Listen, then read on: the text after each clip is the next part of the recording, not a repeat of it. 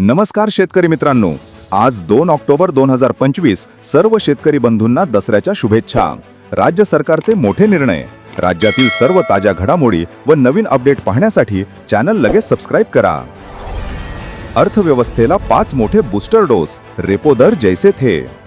GST कपातीनंतर भारतीय reserve bank repo दरात कपात करून कर्ज स्वस्त होणार अशी सर्वांना आशा। मात्र भारतीय रिझर्व्ह बँकेच्या पतधोरण समितीचा रेपो दरात कोणताही बदल न करण्याचा निर्णय। दसऱ्यापूर्वी महागाईचा भडका, व्यावसायिक एलपीजी सिलेंडर महागला। दसऱ्याच्या आधीच महागाईचे थैमान, ऐन सणासुदीच्या काळात 19 किलोच्या व्यावसायिक एलपीजी सिलेंडरच्या किमतीत 16 रुपयांची वाढ, आजपासून नवे दर लागू। ऑनलाईन पेमेंट करायचं नो टेन्शन, ऑटो पे पासून ते लिमिट पर्यंत यूपीआयने बदलले नियम। एनपीसीआयने यूपीआय व्यवहाराची मर्यादा वाढवली। विमा, कर्ज, कॅपिटल मार्केटसाठी 10 लाख तर क्रेडिट कार्ड बिलासाठी 6 लाख, P2P मर्यादा मात्र 1 लाख कायम। शेतकऱ्यांना हवं जगण्याचं बळ, सर्वाधिक आत्महत्या महाराष्ट्रात, धक्कादायक वास्तव आले समोर। केंद्र सरकारच्या एनसीआरबी अहवालातून पुन्हा एकदा माहिती समोर। 2023 मध्ये देशातील सरासरी प्रत्येक 2 पैकी 1 शेतकरी आत्महत्या महाराष्ट्रात। मनोज जरांगे पाटलांची तब्येत अचानक बिघडली, थेट रुग्णालयात ॲडमिट। दसरा मेळाव्याला उपस्थित राहणार का? मनोज जरांगे पाटील यांचा नारायणगड येथे दसरा मेळावा। ऐन दसरा मेळाव्याच्या 1 दिवस आधी जरांगे पाटील उपचारासाठी रुग्णालयात दाखल। मराठवाड्यातील सोयाबीन कापूस पिकांना अतिवृष्टीचा जोरदार फटका, उत्पादकांचे 10,000 कोटी पाण्यात। मराठवाड्यातील सर्वच तालुक्यांतील पिकांना अतिवृष्टीचा फटका। अतिवृष्टीमुळे मराठवाड्यातील शेतकऱ्यांनी या दोन्ही पिकांच्या लागवडीपासून आजपर्यंत केलेला सुमारे 10,000 कोटींचा खर्च पाण्यात। पणनला कापूस खरेदीची परवानगी, सीसीआय लवकरच पणनसोबत करार करण्याची शक्यता। यंदाच्या हंगामात महाराष्ट्र राज्य कापूस पणन महासंघाला पणन कापूस खरेदीसाठी परवानगी देण्याचा केंद्रीय वस्त्रोद्योग मंत्रालयाचा निर्णय।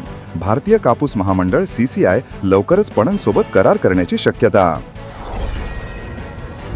लाडकी बहीण योजनेचे पैसे मिळवण्यासाठी सरकारचा आणखी एक नियम, आता पती आणि वडिलांचे ई-केवायसी बंधनकारक।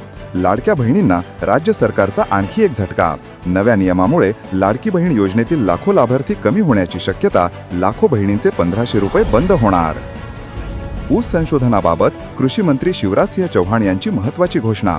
केंद्रीय कृषी विकास मंत्री शिवराजसिंह चौहान यांची देशात ऊस संशोधनासाठी भारतीय कृषी संशोधन परिषदेत ICR एक समर्पित पथक स्थापन करण्याची घोषणा। अतिवृष्टीमुळे फळशेतीला फटका, दसऱ्याला झेंडूची आवक घटली, दरात वाढ। राज्यात अतिवृष्टीमुळे फळशेतीचे मोठे नुकसान। दसरा सणाला विशेष मागणी असलेल्या झेंडूच्या फुलांची बाजारातील आवक घटल्याने झेंडूच्या दराने 100 ओलांडली। दसरा दिवाळी होणार आणखी गोड, सुकामेव्याचे दर आले आवाक्यात। केंद्र सरकारने 22 सप्टेंबर पासून विविध वस्तूंवरील जीएसटी कमी केल्याने बाजारात काही प्रमाणात स्वस्ताई। ड्रायफ्रूटवरील जीएसटी 12 वरून 5% खाली आणल्याने दर झाले कमी।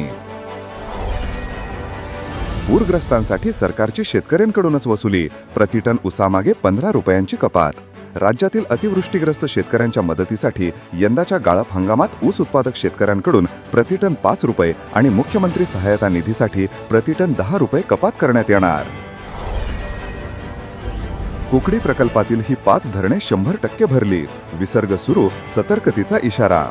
कुकडी प्रकल्पाअंतर्गत जुन्नर व आंबेगाव तालुक्यातील येडगाव, डिंभे, वडज, पिंपळगाव, जोगा आणि चिल्लेवाडी ही 5 धरणे 100% भरली, मोठा विसर्ग सुरू। राज्यातला पाऊस डिसेंबरपर्यंत राहण्याची शक्यता। पुणे, मुंबईसह मराठवाडा आणि राज्यातील सर्व जिल्ह्यांतील पावसाचा जोर कमी होणार असल्याचा अंदाज, मात्र राज्यातला पाऊस डिसेंबरपर्यंत राहण्याची शक्यता, हवामान विभागाचा अंदाज। साहेब, पिकअप बुडाली, दिवाळी गोड कशी होईल, शेतकऱ्यांची आर्त हाक। पावसामुळे सोयाबीनला कोंब फुटली, मकासह फळबागांना अतिवृष्टीचा तडाखा।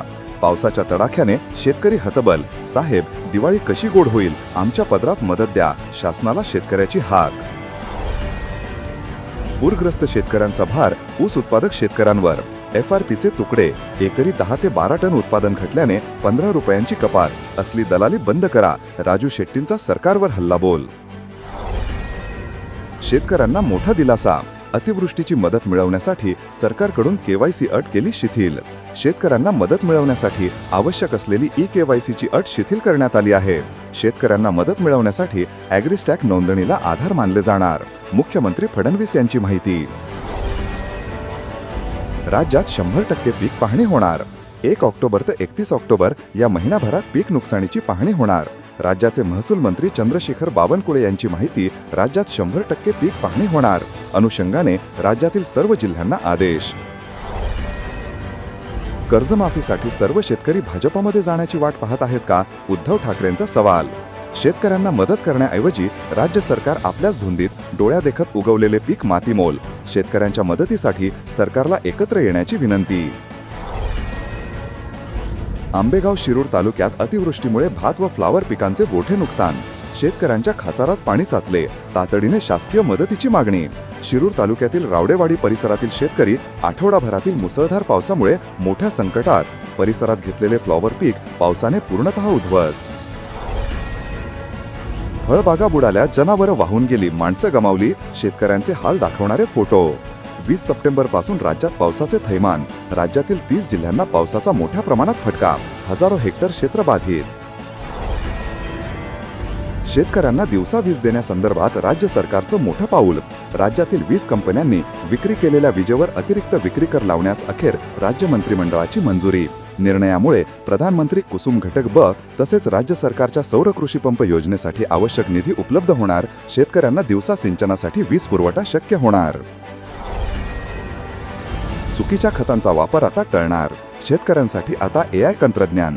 शेतकऱ्यांसाठी एक मोठी डिजिटल क्रांती घडवून आणण्याच्या उद्देशाने कृषी विभागाकडून महाविस्तार AI नावाचे अत्यंत आधुनिक ॲप्लिकेशन विकसित. अशाच राज्यातील ताज्या सर्व घडामोडी पाहण्यासाठी चॅनल लगेच सबस्क्राईब करा. धन्यवाद.